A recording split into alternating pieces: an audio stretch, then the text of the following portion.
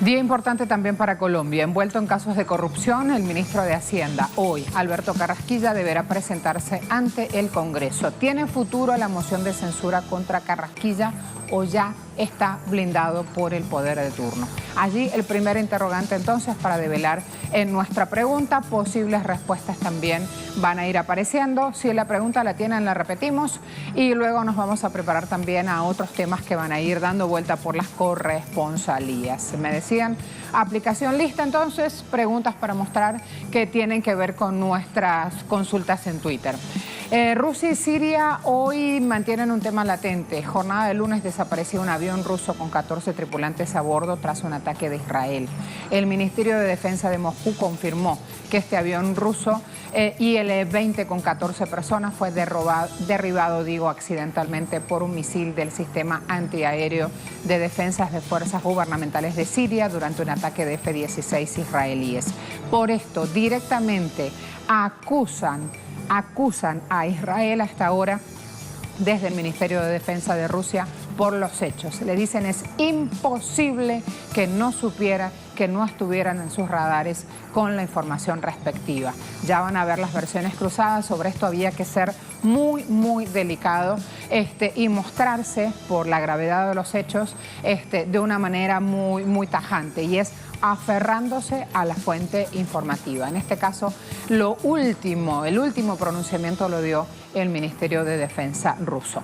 En Argentina también ayer se dieron vericuetos en el Parlamento. Se presentó el presupuesto del año 2019 y allí las autoridades de Hacienda del país estuvieron también aludiendo a ese presupuesto.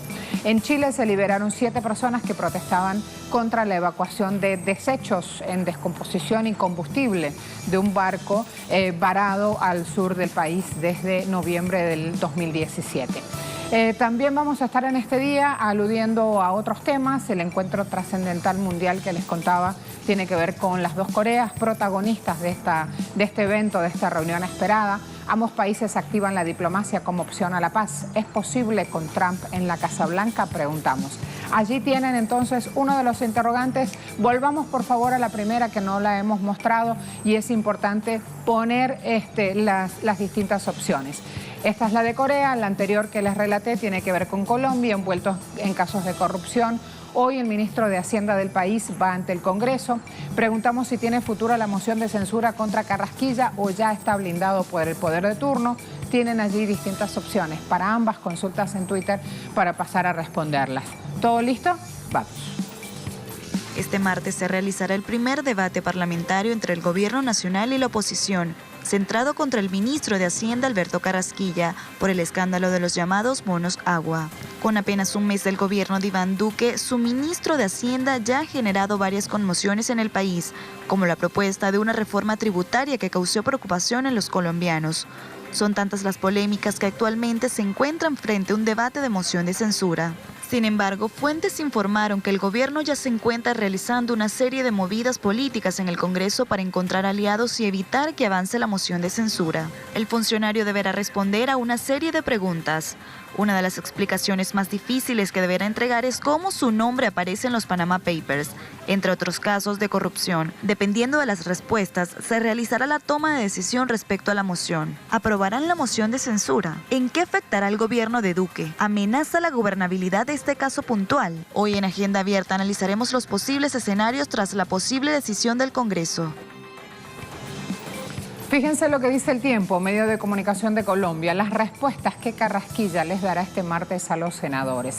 Principal tema de debate serán estos llamados bonos de agua, por medio de los cuales los municipios recibieron créditos comprometiendo sus ingresos futuros. Supuestamente ese dinero iba a ser destinado para el sector del agua potable y saneamiento básico. Supuestamente digo porque finalmente terminó en una olla de corrupción. En sus respuestas, Carrasquilla dice que Configura Capital, sociedad de la cual hizo parte hasta julio del 2018, fue la asesora de esta emisión de los bonos, pero que ni él ni la empresa fueron partes contractuales. Ante una pregunta del senador Robledo, encabezando este debate sobre cuáles fueron los ingresos justamente de esta empresa por la asesoría, y el tema es mucho más complicado y más extenso, ya lo vamos a ir mostrando. Avanza al siguiente portal, por favor. La FM, gobierno buscaría atajar moción de censura contra Minhacienda. Sus actuaciones como socio de una empresa que obtuvo millonarias ganancias comprometiendo recursos de decenas de municipios en todo el país han llevado a congresistas a promover esta moción de censura que hoy se va a estar operando en el recinto parlamentario. Una propuesta liderada por diputados de distintos partidos, analizada por las bancadas que hoy van a tener que tomar una decisión. Tienen un plazo de extenderse en los próximos días, pero no es un plazo muy amplio, así que este pulso político es ya aquí y ahora, con una definición esta semana, evidentemente. El Espectador dice, Robledo y Macías se enfrentan por supuesto saboteo a debate contra Carrasquilla. Senador del Polo Democrático, Jorge Enrique Robledo, denunciaba jornada de ayer este saboteo al debate del control político, citado para este día en contra del ministro de Hacienda.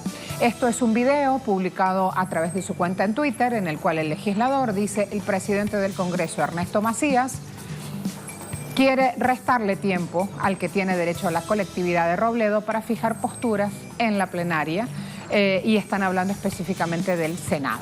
Avanzo al siguiente portal, El Colombiano, subsidios de energía y gas en peligro. Desde que se inició este debate sobre presupuesto 2019, el ministro de Hacienda y Crédito Público, Carrasquilla, anunció una desfinanciación. Le quita dinero, 25 billones de pesos, por lo tanto se enciende la preocupación porque ¿cómo va a seguir la financiación si se produce esta quita en los subsidios de energía y de gas? Adivinen, ¿qué pasa cuando se sacan los subsidios? Mauricio Gómez es senador del Partido Liberal. Él dice, el primer impacto va a ser para la clase media. Se le van a aumentar los costos entre 30 y 35% una vez que lleguen las facturas. Para las personas que pertenecen, siempre lo hablan en estos términos, no son personas que ganan menos, sino personas que pertenecen al estrato 1 y 2, se desmontaría en el año 2020 e incrementaría el valor de la factura en al menos 76%. Cuando lleguen los tarifazos, muy con la onda de Macri, ahí entonces van a tener en claro cómo avanza este procedimiento cuando las cuestiones neoliberales no llegan con el presupuesto y lo que hacen es sacudir a los ciudadanos porque con eso se levanta el fisco y su recaudación, por supuesto. Creación de una ley 1176, año 2007, daba origen a este Sistema General de Participaciones y permitió que los municipios puedan adelantar recursos pagando una tasa de interés intermediarios. Así es como nacieron los famosos, mal famosos, bonos de agua, llamados coloquialmente bonos Carrasquilla, porque fue este ministro precisamente el creador. Endeudaron de esta manera 117 alcaldías. En 2014 tuvieron que ser rescatadas esas alcaldías por el gobierno nacional. La deuda adquirida por los entes territoriales, por ejemplo, Zona Caribe, asciende a 148.000 millones en moneda nacional. Algunas de las obras no terminaron de ejecutarse. Las alcaldías que más dinero sacaron a crédito por estos bonos fueron Buenaventura con más de 43.000 millones de pesos, Valledupar más de 36.000 y el propio Bello con 28.000. Todos estos municipios que los tienen ahí resaltados en rojo tomaron esta deuda con una tasa considerada alta en ese momento, entre el 11% a 19 años de plazo. Entre estos se cuenta el caso de un acueducto, corregimiento de Camperucho, donde la Contraloría determinó un detrimento de 538 millones tras quedar inconcluso.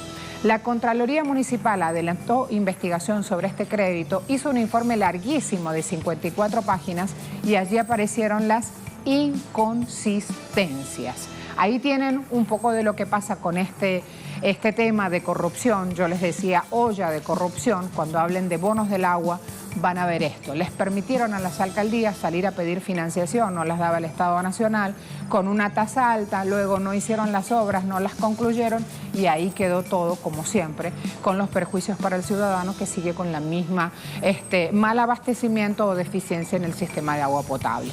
¿Cómo afecta todo esto al presidente Duque? Hay un analista que es Mauricio Jaramillo, que dice que este episodio le afecta obviamente en imagen al presidente. La gente no hace diferencia entre presidente y ministros, es su gobierno, el gobierno de Duque, y si se equivoca no se diferencia. Afirmó también este hombre que el debate de este martes es clave porque permitirá determinar qué tanto se afectará la gobernabilidad del presidente. Ahí un punto crucial para entender en este momento. A esta hora entonces, avanzo viendo, desde que llegó al cargo el ministro de Hacienda, Alberto Carrasquilla, citado también en el caso de Panama Papers, fíjense cómo se convirtió en un funcionario muy cuestionado, diría en este momento el más cuestionado del gabinete Duque. Distintas propuestas han aparecido de su boca buscando frenar evasión impositiva o gravar con IVA, por ejemplo, los productos de la canasta básica familiar. Presuntos beneficios económicos que ha alcanzado Carrasquilla a través de su empresa Configura S.A., porque ofrecía y colocaba entre los municipios y departamentos colombianos estos bonos de agua. Con estos papeles financieros, 440.000 millones de pesos se levantaron en deuda en 117 municipios que necesitaban financiamiento para las obras de abastecimiento de agua potable. Allí tienen el panorama a esta hora, no es fácil, por eso hemos querido desgranar conceptos para que se entiendan. Desde Cúcuta a esta hora nos acompaña la abogada, defensora de derechos humanos y vocera de paz ante el Senado de la República, también directora de la Corporación Poder Paz, Judith Maldonado. Buena jornada, Judith, ¿cómo te va? Muy buenos días, Marcela. Un saludo a ti y a toda la audiencia de Telesur. Muchas gracias. Hablemos un poco más de estos bonos de agua o bonos Carrasquilla para entender que es uno de los puntos en los cuales aparece involucrado el actual ministro de Hacienda, porque el otro gran punto sobre el cual hoy también le van a pedir explicaciones es el tema de por qué aparece involucrado con cuentas en paraísos fiscales, el caso Panama Papers. Judith. Sí, efectivamente, este procedimiento de citarlo al Congreso es un mecanismo de control, de contrapesos, podríamos decirlo desde la ciudadanía. Es un espacio que nos permite a la opinión pública pues tener, como tú muy bien lo has referenciado, una información, un panorama bastante completo. Es bastante criticable, ¿no?, lo que se ha dejado a ver a través de las investigaciones y de las columnas de opinión de Daniel Coronel y de lo que ha presentado públicamente hasta ahora el senador Robledo, es que efectivamente estamos viendo acá el reflejo de lo que es la famosa puerta giratoria, ¿no? Cómo lo público le sirve a lo privado y cómo estos funcionarios, precisamente en el caso de los bonos de agua, pues orquestaron toda una reforma constitucional, una reforma institucional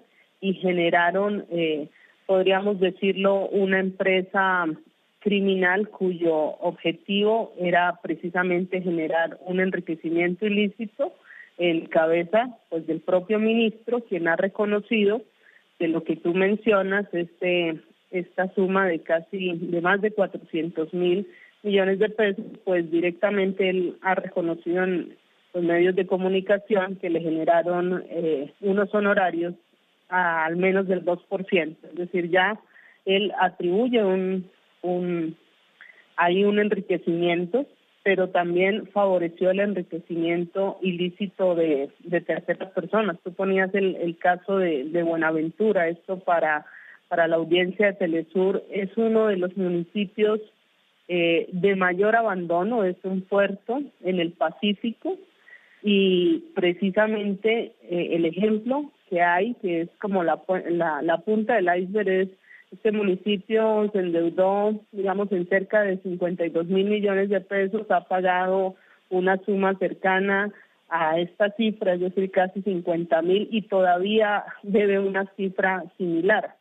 Entonces fueron absolutamente diseñados para defraudar a los municipios y enriquecer, por supuesto, a terceros. Pero detrás de la conformación, digamos, permitir esa puerta giratoria de promover, él como ministro, él fue el que promovió el acto legislativo número 04 del 2007, donde se empieza todo este ajuste institucional.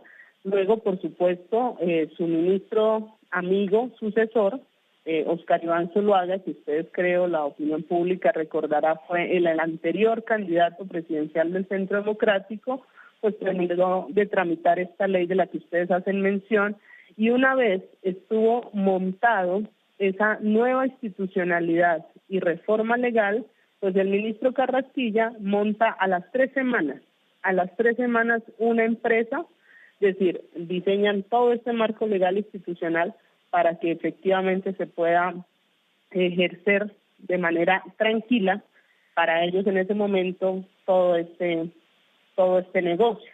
Hay temas que todavía esperamos en el debate de hoy conocer, y no es fácil en un estado, digamos, poner de acuerdo a 117 alcaldes de todo un país. Entonces seguramente también se sirvieron del clientelismo, de la institucionalidad que les daba estar en ese momento en el gobierno para hacer toda esa venta y contratación que finalmente, como lo han reconocido algunos alcaldes, por ejemplo, uno mencionaba, mire, nosotros tomamos un crédito por 2.500 millones, yo tengo los recursos, los hemos tenido, el municipio ha tenido para pagarlos, pero el tipo de contrato no nos lo permite, es decir, ya hemos pagado ese valor y estamos amarrados 19 años a seguir pagando mucho más de ese dinero. Entonces, efectivamente es un diseño bastante lesivo, ¿cierto?, cuyo fin, por supuesto, no era garantizar el acceso a infraestructura y agua potable de estos municipios, sino era el lucro que ha quedado en evidencia a favor del ministro y de sus grupos económicos. Judith, permíteme un paréntesis muy cortito, que es muy interesante toda la información que nos estás aportando. Por un lado, comenzaste tu pronunciamiento hablando del fenómeno en economía conocido como puertas giratorias. ¿Qué es esto? Lo mismo que se están imaginando, lo cuento aquí en voz alta, lo mismo que se están imaginando con una puerta que sigue siempre un mismo eje. ¿Qué es esto? Funcionarios que se mueven con esa tranquilidad saliendo del ámbito público, se van al privado o viceversa, pero se van cargando información que solamente ellos la tienen y que les permite justamente hacer negocios y sacar justamente el lucro respectivo. Y ahí viene la cuestión de si ese mecanismo usado es legal o no es legal. Hay jurisprudencia europea, sobre todo muy clara, que indica que esto es ilegal, que yo no puedo trabajar en el gobierno, saber que hay determinadas necesidades y ponerme una empresa paralela, una empresa fantasma, una empresa testaferro y darle esa oferta al gobierno conociendo la información de mi competencia, qué precio va a poner, porque obviamente yo tengo la información, voy a poner el mejor precio y me voy a ganar esa licitación. Ese mecanismo es ilícito. Puertas giratorias tiene que ver con cómo corre esa información en los maletines de estos políticos. Hay un fenómeno muy interesante, Judith, que de este lado de Latinoamérica no se alude de esa manera, no se conoce y siempre queda en un ámbito donde le queda al ciudadano la información en cuentagotas. Esto es muy importante. Luego, aludías a la importancia de que desde el minuto cero en el cual Carrasquilla sale con este efecto que parece que viene, este hombre ha pensado una forma de financiar a estos más de 100 municipios para que puedan hacer las obras de aguas para todos, desde el momento en que él cranea y prepara esta empresa, ya tenía como fin su propio lucro, su propio pecunio, aumentar sus ganancias. O sea que esto es muy importante. La cuestión es cómo hoy surgirá en el Congreso cuando ya hay voces desde el llano que están denunciando que este hombre está blindado justamente por todo lo que implica que a un mes de asumir Duque ya tenga a su ministro de Hacienda envuelto en casos de corrupción. Judith. Sí, yo creo que podemos, digamos, ampliar el panorama un poco de lo que significa esto para el gobierno de Duque, ¿no? Efectivamente es un ministro citado apenas a 33 días de su gestión ministerial, pero yo creo que este es un muy buen antecedente porque precisamente es una cuestión directamente al gobierno. Acá en Colombia la Constitución dice el gobierno es el presidente y sus ministros, es decir, acá está la posibilidad que prospere la moción de censura. Mira, Marcela, y para la audiencia de Telesur, es poco probable. La moción de censura en Colombia existe desde el año 91, desde que tenemos la Constitución Política en su artículo 135. Y en todos estos más de 26 años no ha prosperado una sola moción de censura.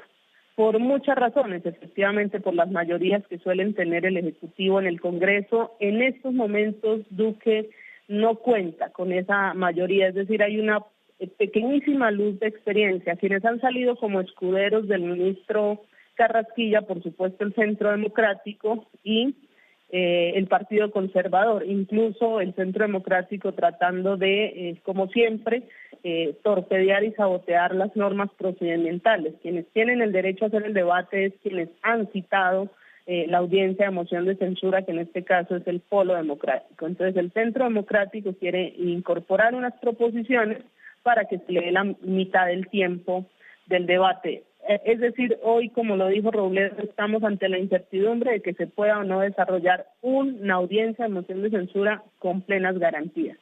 Entonces, seguramente, como te decía, en todos estos años no ha prosperado, pero hay casos que ejercen la suficiente presión política que han hecho que ministros tengan que renunciar y seguramente ustedes y la audiencia conocerán el caso del actual fiscal, ¿no? Néstor Humberto Martínez, quien siendo ministro de Interior, pues tuvo que someterse a una moción de censura. No funcionó, pero digamos el hecho político fue de tal presión de la ciudadanía y del Congreso que finalmente tuvo que renunciar. Y lo mismo pasó con otro personaje nefasto, Fernando Londoño, ministro de Interior, también de Uribe, el famoso que en la convención del Centro Democrático, entre otros, dijo que iba a hacer trizas el acuerdo de paz. Entonces, esperemos que por lo menos podamos, como sociedad colombiana y como ciudadanía, conocer, porque la puerta giratoria, Marcela, a la que tú haces referencia, no es solo de información privilegiada, es que reformaron toda una institucionalidad para favorecer este negocio. Y no les importaba si al final los municipios iban o no a invertir adecuadamente los recursos, porque incluso hay cuestionamientos sobre la firma auditora y quiénes la conformaron y quiénes están detrás. Eso fue un pase de información de conformación de juntas directivas bastante sospechosa, ¿sí? Y bueno, el Centro Democrático, entre otras, en su debate dice que bueno, si el debate es por cuánto cobra de honorarios, imagínense, lo quieren reducir a esa simpleza, ¿no? Que por supuesto ya es bastante cuestionable que yo, como ministro, invente un negocio precisamente para facturar una asesoría de más de 8.000 millones de pesos.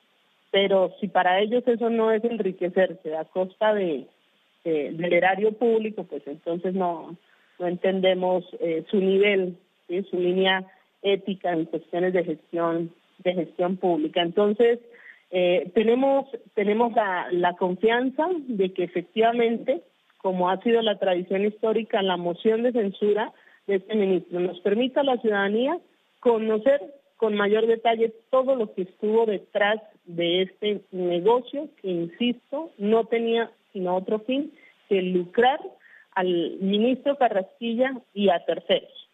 Y seguramente hay muchas más cosas detrás de los capitales que llegaron para hacer esos créditos, que no es todavía muy claro el origen de esos capitales. Es decir, no solo estamos hablando de corrupción, enriquecimiento ilícito, directo o a favor de terceros, sino incluso de lavado de activos. Ojalá las investigaciones permitan profundizar en ese tema.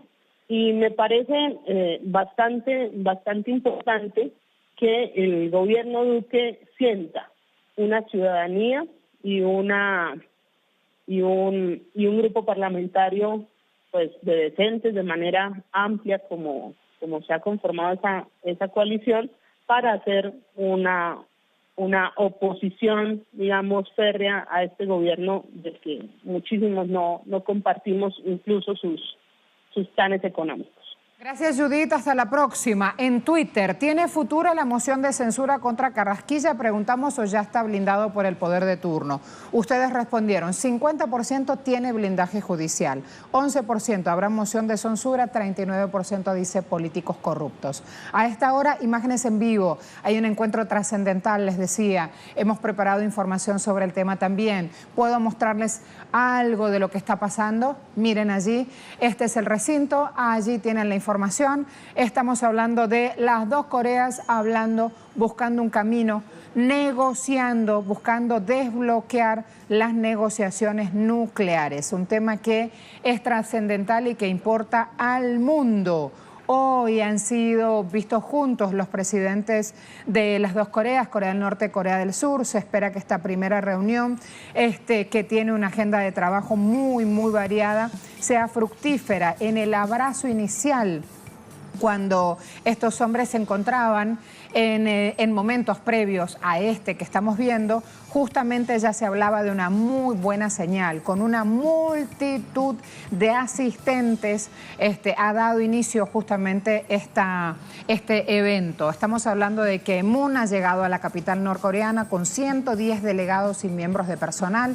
Este domingo ya estaban en Pyongyang otros 90 funcionarios surcoreanos. Una multitud ha esperado a estos mandatarios, justamente teniendo en cuenta que esta visita de 3 días es fundamental para toda la península coreana y para el mundo. Lo que busco es obtener paz y no un cambio temporal que pueda estar decidido por condiciones internacionales, ha explicado Moon en el momento de dar declaraciones. Así que es importante tener en cuenta justamente lo que está pasando aquí. Hay que tener en cuenta que se busca una paz duradera, literalmente, dijo Moon, que no se tambalee pese a cómo cambien las condiciones internacionales. ¿De qué hablan cuando hablan de condiciones internacionales? Bueno, que no cambien justamente de acuerdo al ritmo o al humor o a la falta de humor de Donald Trump. Están buscando la península en su totalidad tomar decisiones que sean justamente a futuro, que sean duraderas. Allí algunas de las imágenes, vamos siguiendo desde aquí los hechos. Un momento de una pausa rápida, ya volvemos con más.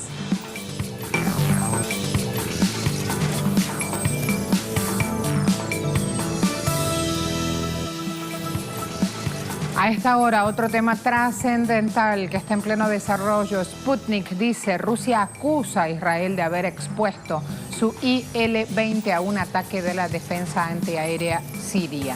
El Ministerio de Defensa ruso acusó a Israel de haber puesto su avión IL-20 con 15 militares a bordo a un ataque de la defensa antiaérea de Siria.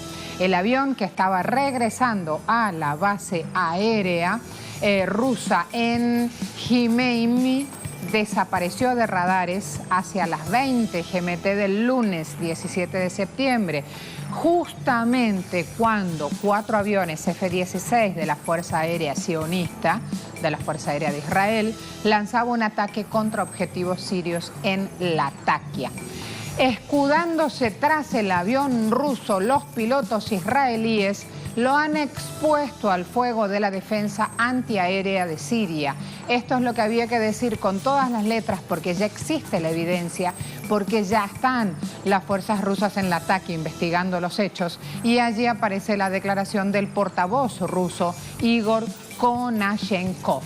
El IL-20, según él, fue derribado por un misil de sistema S-200 de la defensa antiaérea de Siria tras esta maniobra que hacen fuerzas de Israel, fuerzas sionistas.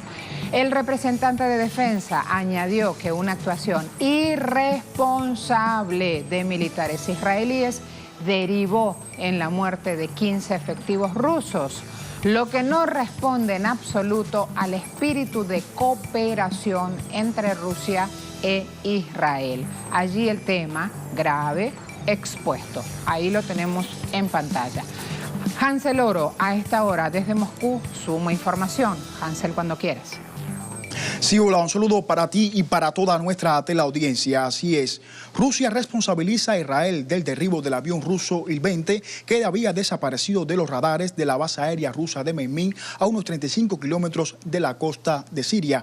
En este sentido, en una llamada telefónica, el ministro de Defensa de Rusia, Sergei Shoigu, a su homólogo de Israel, Lieberman, le exponía de que sin dudas Rusia se reservaba el derecho de responder a este ataque por parte de las fuerzas israelíes, debido a que 4 cazas del tipo F-16 israelíes estaban sobrevolando la provincia Latakia, y para evitar el ataque y la respuesta por parte de los sistemas antiaéreos de Siria, utilizaron este avión, el Il-20 ruso, como un escudo para evitar el ataque, lo cual dio al traste, pues uno de los misiles, el S-200 del sistema antiaéreo de Siria, que también es de producción soviética, interceptó este avión ruso Il-20, donde fallecieron un total de 15 militares por parte de Rusia. No obstante, también Shoigu ha explicado de que esto trata de una provocación por parte de Israel, a los cuales se le había advertido de que cesaron los ataques precisamente contra Siria, y en este caso en la provincia siria Latakia. El avión Il-20 fue encontrado a unos 27 kilómetros al oeste de la ciudad de Baniyas, precisamente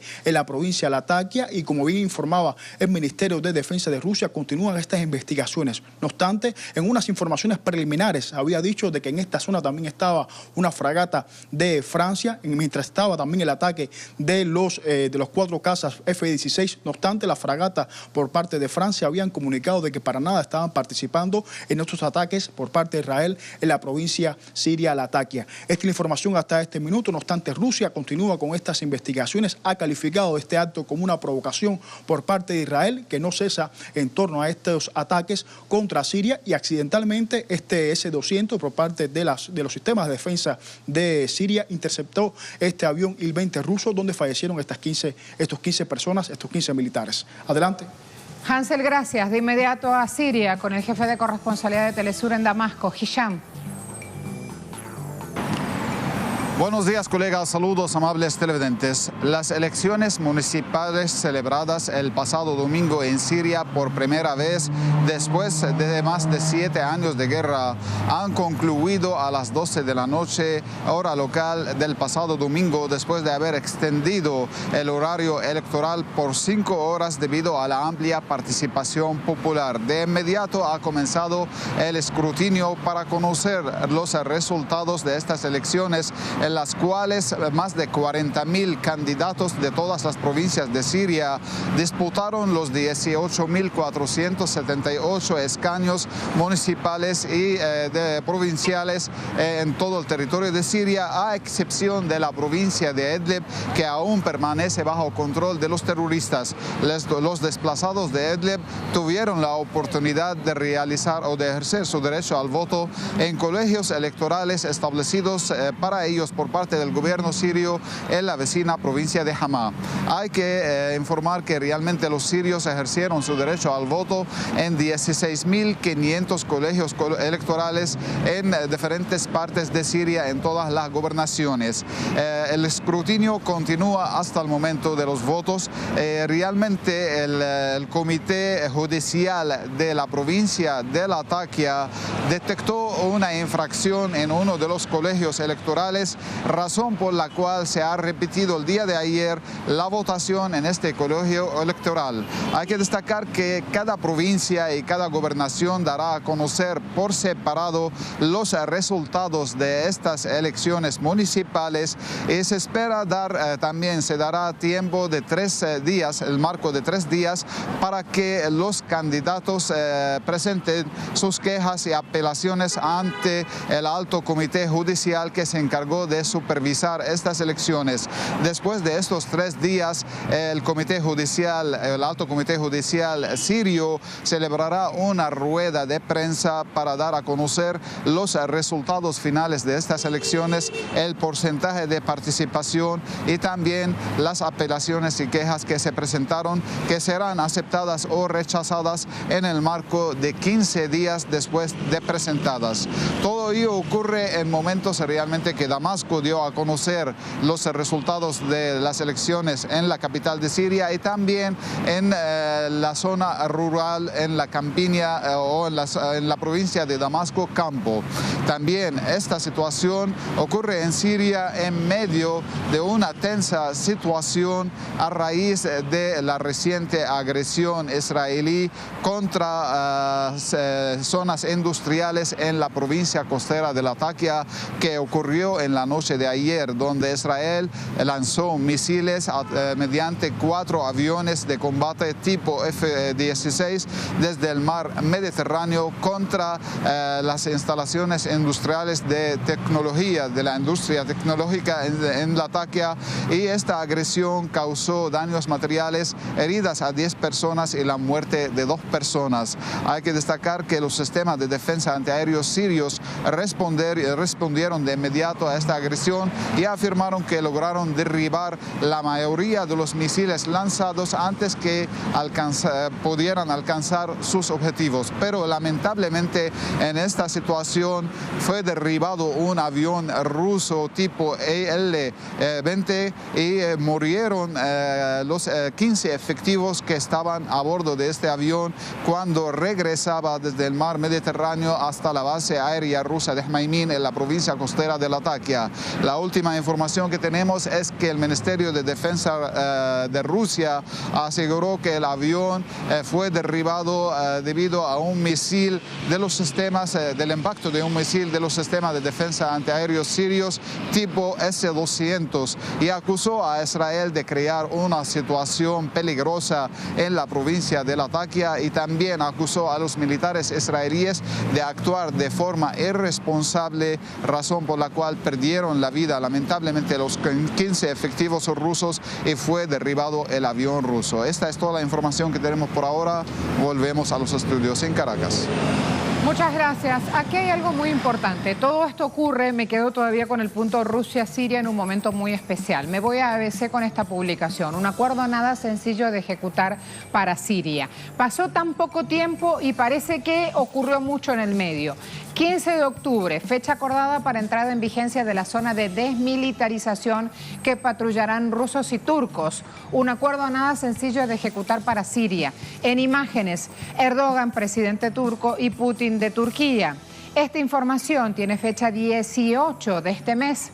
Y aquí hay algo muy importante como concepto. Rusia y Turquía volvieron a demostrar que las decisiones importantes en esta nueva Siria se adoptan a miles de kilómetros de Damasco y que Estados Unidos carece de peso en los despachos donde se debate el futuro de esta guerra.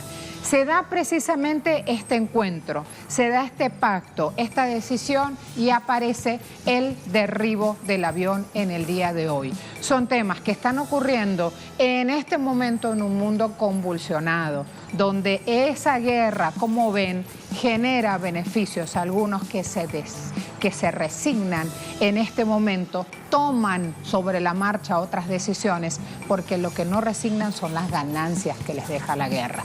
Aquí este artículo entonces, ABC, está presto para que ustedes lo lean y extiendan conocimientos. Lo vamos a seguir haciendo a lo largo de nuestras emisiones. Esto de por sí merece un análisis muy especial.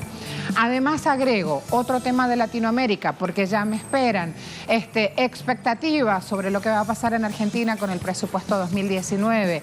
Hay una defensa, hay una posición muy clara de movimientos sociales anti-FMI en Argentina, así que este presupuesto, que tiene la firma y el sello del Fondo Monetario Internacional, encuentra gran resistencia. Me voy con Edgardo también midiendo ese pulso político en nuestra Latinoamérica. Adelante.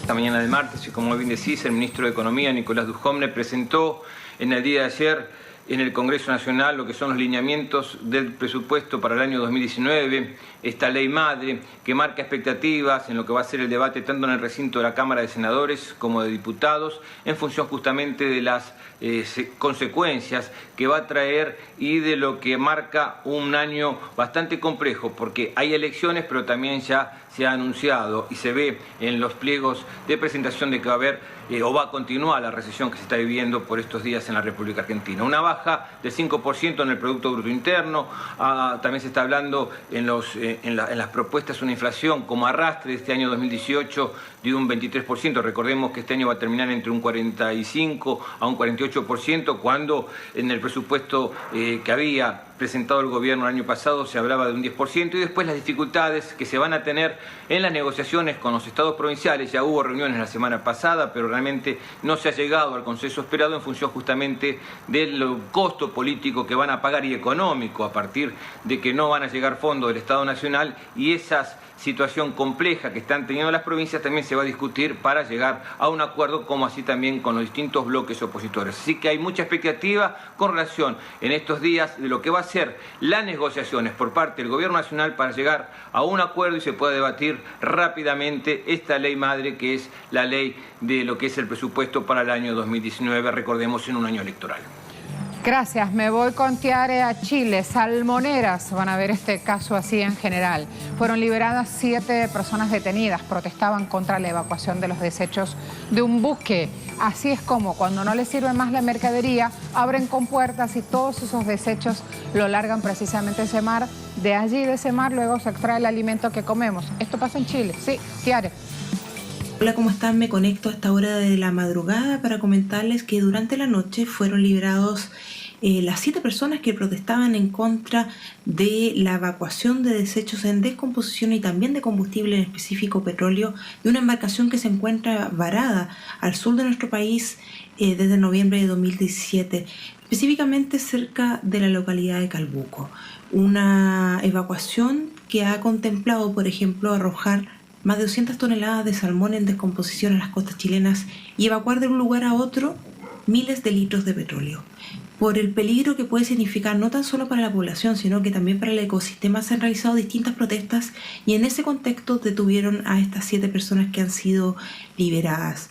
Un suceso, una noticia que se da en medio de un conflicto o un tema en conflicto dentro de nuestro país, puesto que hace no poco más de 3 semanas en las costas de la quinta región de nuestro país hubo una intoxicación masiva que dejó a más de 300 personas dentro del servicio de urgencia local de la localidad de Puchuncaví, Quintero.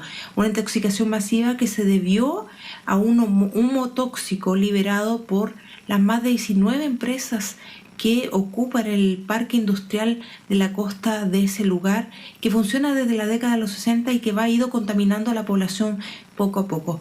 Personas que sufren problemas no tan solo neurológicos, sino que también respiratorios, cardiovasculares. Es por eso que el tema del medio ambiente y cómo afecta también la contaminación a las personas está en boga en nuestro país.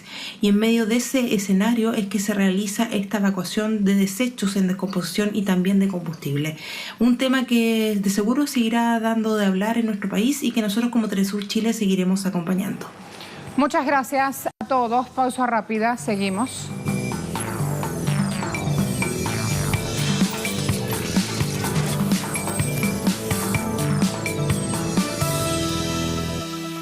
Este martes, el presidente surcoreano Moon Jae-in llegó a la capital de Corea del Norte, donde fue recibido por su homólogo Kim Jong-un en el marco de la tercera cumbre intercoreana. El encuentro se celebrará desde hoy hasta el jueves, y aunque la agenda de discusiones se ha mantenido reservada, los principales temas girarían en torno a la normalización de las relaciones bilaterales y a un mayor avance de Corea del Norte en torno a la desnuclearización. La reunión entre los mandatarios genera expectativas en los ciudadanos de la península coreana.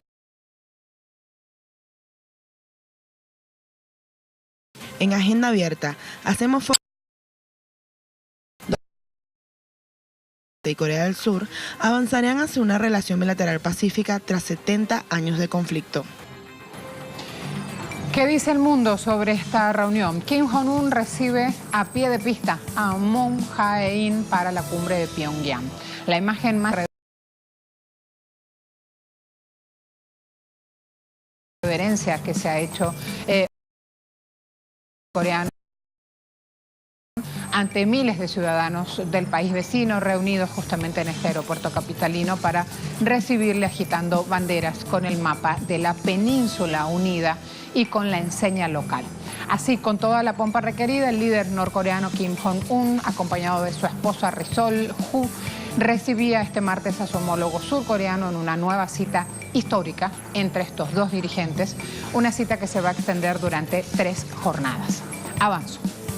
Euronews que dice, tercera cumbre entre las dos Coreas. Se trata del tercer evento, participan Kim Jong-un y Moon Jae-in. El fin es mejorar lazos bilaterales. Técnicamente estos países están en guerra, pero también están buscando sacarle el polvo a las negociaciones entre Washington y Pyongyang para la desnuclearización del régimen, como lo llaman este medio de comunicación al gobierno de Corea del Norte. Algunos informes estadounidenses sugieren que el programa de armas nucleares de Kim no se está desmantelando. Una de las tareas de Moon será averiguar si esto es cierto o no. Y aquí hay un detalle importante. Dice este medio de comunicación que la cumbre será retransmitida al exterior en directo. Primera vez que Corea del Norte permite un hecho como este. Apunto además a otra información. AP, Moon. Kim dice que la cumbre con Trump estabilizó la región. Kim Jong-un dice que su cumbre de junio con el presidente de Estados Unidos permitió justamente estabilizar seguridad regional. Informes de grupos de medios surcoreanos dicen que Kim hizo este comentario, una reunión con el presidente surcoreano. Los informes hablan además que Kim le agradeció a Moon por negociar su cumbre con Trump en Singapur. Si hay uno más, voy, de lo contrario sumo otros elementos. Ya me espera el invitado. La Vanguardia está mostrando, Estados Unidos dice tener pruebas de que Rusia ha violado sanciones a Corea del Norte. Estados Unidos vuelve, suma carga acusatoria contra Rusia, esta vez de violar sanciones de Naciones Unidas a Corea del Norte, y aseguró tener evidencia. La embajadora Nikki Haley fue precisamente quien hace esta denuncia ante el Consejo de Seguridad y habla de una campaña rusa para tapar violaciones de sanciones, ya sean cometidas por rusos o por ciudadanos de otros estados. Y ahí va y dale Estados Unidos con su postura clara de amedrentamiento contra Rusia. Sumo otras informaciones también, voy agregando otros detalles. Fíjense, antecedentes de los encuentros, dijimos, es la tercera reunión. Bueno, ya estos mandatarios, estas naciones habían estado en los Juegos de Pyongyang en el 2018, habían hecho el 27 de abril y el 26 de mayo cumbres intercoreanas, hay distintos momentos que van apareciendo. También aparecía en Singapur una reunión 12 de junio del 2018 entre el líder de Corea del Norte y Donald Trump, la recordarán. Es un antecedente importante para llegar a este momento. Lo que pasaba en la isla de Sentosa es el antecedente previo reciente para este encuentro de hoy. De la declaración de Panmunjom aprobada en la cumbre de abril, está el acuerdo más avanzado en marcha logrado hasta ahora. Las partes en ese momento reafirmaron el objetivo de lograr la desnuclearización, que quiere decir liberar la península de armas nucleares, ¿sí? Poner fin a acciones hostiles, lograr un desarme gradual y a 65 años del armisticio partir hacia una declaración oficial del fin de la guerra. Otro capítulo lo hemos vivido, muy interesante, muy emotivo, como las familias separadas por esta guerra se reunían. ¿Se acuerdan las imágenes? Se hicieron también eventos nacionales conjuntos, se mejoraron las bilaterales, se abrió una oficina de enlace conjunta en la ciudad fronteriza de Kaesong, con lo cual ya hay eventos previos hacia este objetivo mundial, que es lograr la estabilización y la paz.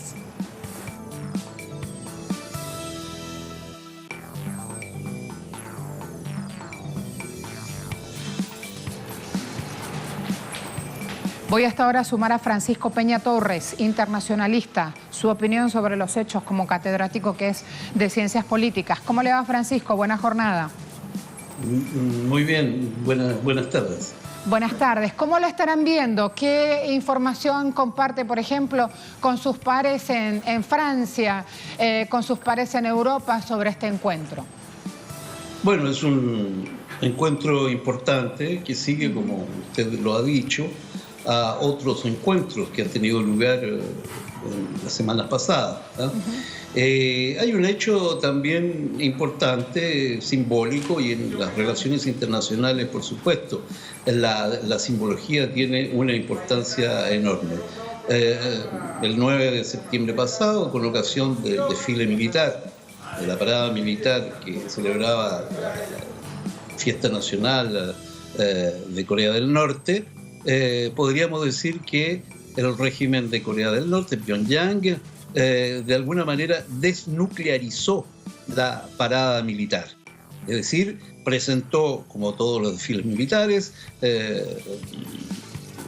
elementos militares, regimientos, armas, pero en ningún momento, como lo había hecho ya en ocasiones anteriores, presentó elementos ni misiles ni, por supuesto, armas nucleares. Ello fue saludado por el propio presidente de los Estados Unidos, Trump, que vio en este gesto de Pyongyang un elemento favorable para la prosecución de las relaciones entre los dos países y, por supuesto, entre la relación entre Corea del Norte y Corea del Sur. Y eso es importante. Ahora, usted ha señalado una cosa muy importante, que en este tipo de relaciones entre Corea del Norte, Corea del Sur y Estados Unidos, también hay otros países que tienen algo que decir y que son importantes en el contexto regional. Evidentemente China, Japón y también Rusia. Porque es posible también ver que este conflicto Corea del Norte con Corea del Sur, la cuestión de la posesión del arma nuclear, que ya es un hecho por parte de Corea del Norte, está en el centro de las rivalidades de las potencias de esa zona del Pacífico. Entonces, es también una relación entre el norte y el sur, Corea del Norte y Corea del Sur, pero también tiene evidentemente una impronta regional que va más allá de sus fronteras. ¿Pensar una paz para la península coreana mientras esté Trump como inquilino en la Casa Blanca, Francisco? Sí, lo que ocurre es que en esta palabra desnuclearización es evidente que los coreanos del norte no tienen la misma idea que los Estados Unidos. De cierta manera, los Estados Unidos, desnuclearización quiere decir prácticamente el abandono por parte de Corea del Norte de los elementos militares que han obligado a la primera potencia del mundo a sentarse en la mesa de negociaciones, así como a Corea del Sur. Es impensable que Corea del Norte, que ha consentido grandes sacrificios humanos, un coste importante en términos económicos, etcétera, vaya a desprenderse de lo que los mismos dirigentes de Corea del Norte dicen un elemento vital, que es la posesión del arma nuclear, un elemento vital de disuasión que impide, dicen, cualquier ataque exterior contra nuestro país.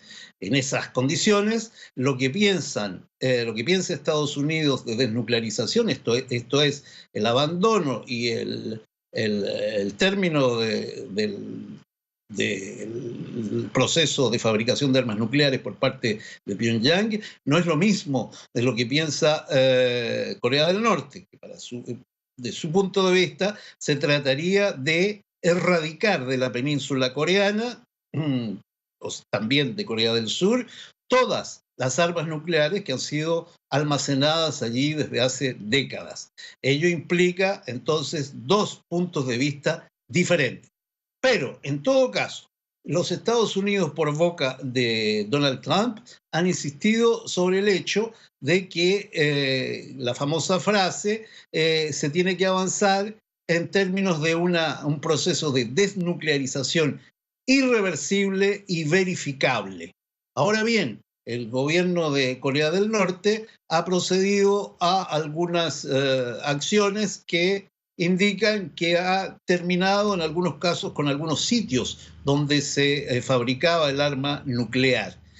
Todo esto, evidentemente, el proceso de desnuclearización y del punto de vista de Corea del Norte, tiene, por supuesto, algunos preludios, y esto es la firma de un tratado de paz con Corea del Sur, con los Estados Unidos, la desnuclearización de Corea del Sur, pero también la instalación, y en eso China está muy de acuerdo, la instalación de una zona de paz en esa región del mundo.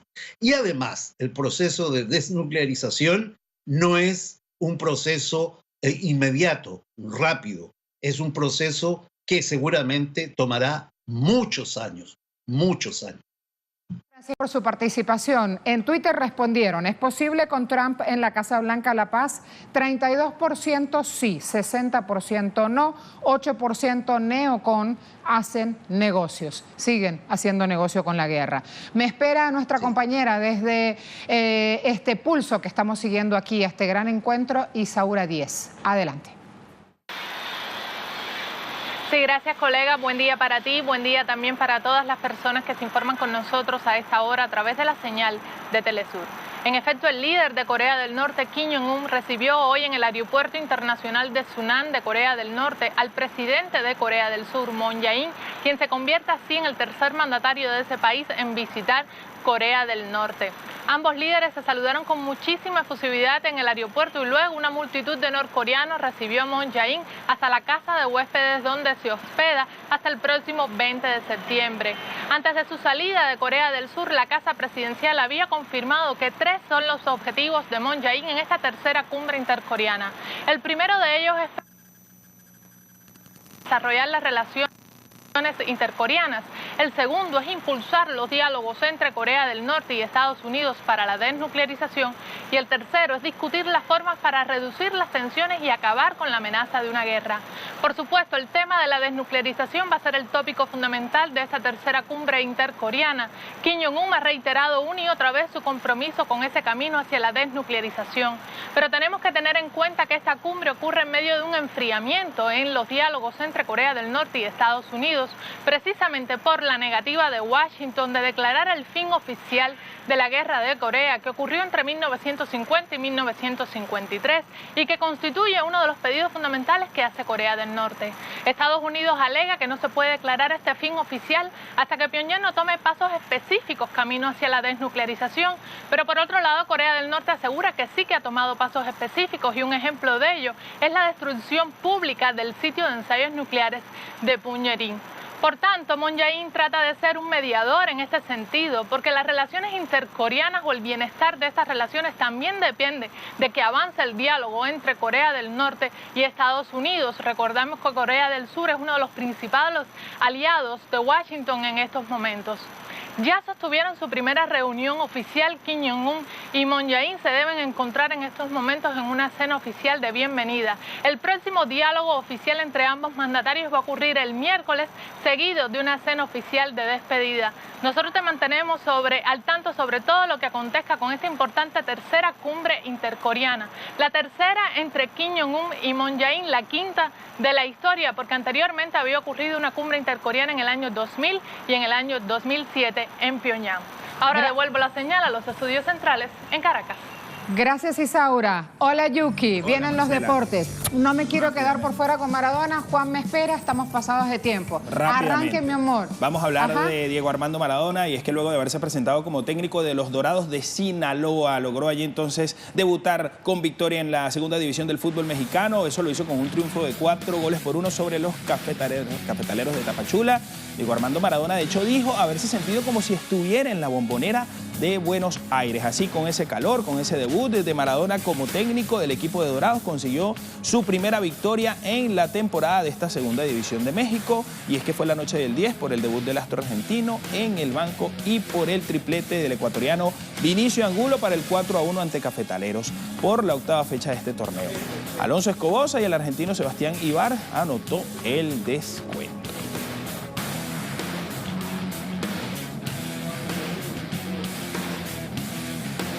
En informaciones del tenis, las escuadras de Argentina, Chile y Brasil y Colombia conocerán sus próximos rivales de la Copa Davis dentro de 9 días, exactamente el 26 de septiembre, cuando se realice el sorteo de la competencia, que proseguirá el mes próximo de febrero. Como ya se conoce, Argentina logró barrer este fin de semana a Colombia por 4-0 en esta repesca del Grupo Mundial de este certamen que se disputó en la ciudad de San Juan, en Argentina. Recordemos, esta edición de la Copa Davis va a ser la última con el formato tradicional que cambiará a partir de la próxima temporada. Estas son las informaciones más relevantes por el momento. Hay más detalles, por supuesto, a las 8 de la mañana. Marcela, completamente en vivo en Deportes Telesur. Estamos combinados. ¿Qué tal? Así nos vamos a todos. ¡Epa! Estamos combinados. El triplete. Estamos combinados full hasta mañana. Estamos tarde. Hola, mi vida. ¿Cómo estás? Hermano. Bellísimos. ¿Cuándo la rondita de alguna cosita tenemos luego que del preparar? noticiero. Lo vamos a hacer para fin de año. Hasta luego a todos. Bienvenidos. Buena jornada.